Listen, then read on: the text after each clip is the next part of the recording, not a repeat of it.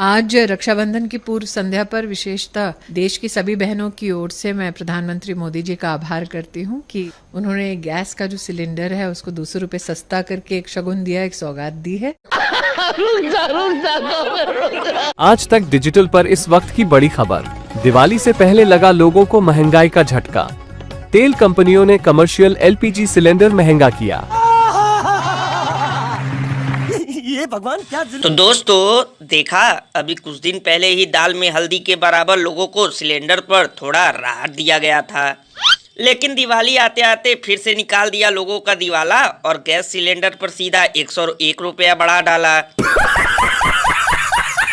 यही नहीं, अभी और दोस्तों इन जुमला पार्टी और गोदी मीडिया वालों का दोगलापन तो देखो। जब रक्षाबंधन में थोड़ा सा दाम कम किया गया था तो ये ससुरे विश्वगुरु की फोटो लगाकर खूब ढोल पीट रहे थे और कह रहे थे डंका पति ने दिया बहनों का बड़ा उपहार, लेकिन दिवाली आते आते बहनों के साथ लिया भाइयों का भी पॉकेट मार।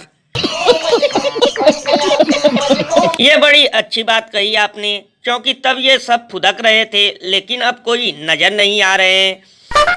कभी होली में सिलेंडर का दाम बढ़ा देते हैं, कभी दिवाली में, अब तो लगता है हिंदू से ज्यादा त्योहार खतरे में है। अरे बाप रे, ये तो धोती खोल रहा है। वैसे लल्लन भैया, मुझे तो लगता है चुनाव को मद्देनजर रखते हुए ये कदम उठाया गया है, क्योंकि पहले इन्हें लगा था कि सिलेंडर का दाम घटाकर और बढ़ा लेंगे, लेकिन अब ये पैतरा भी फेल हो गया।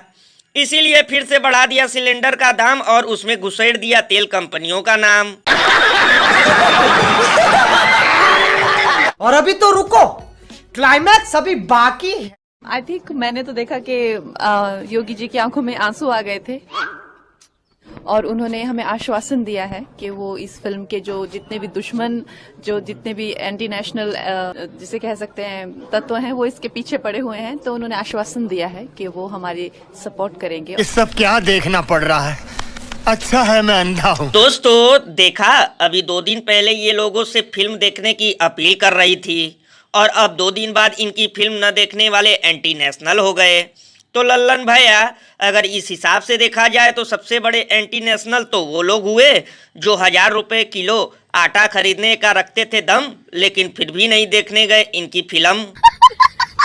और लल्लन भैया, मैं तो कहता हूँ अब इन्हें सरकार से कहकर लोगों को चेतावनी भी दिलवानी चाहिए कि जो भी व्यक्ति ये फिल्म देखने नहीं जाएगा उसे इस देश में रहने का कोई अधिकार नहीं।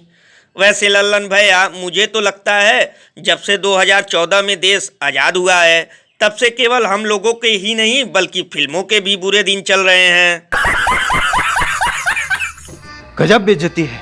ये बड़ी अच्छी बात कही आपने।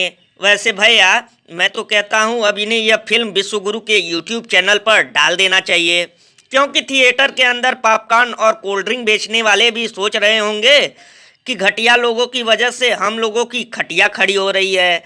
इससे ज़्यादा लोग तो जेसीबी की खुदाई देखने पहुंच जाते हैं।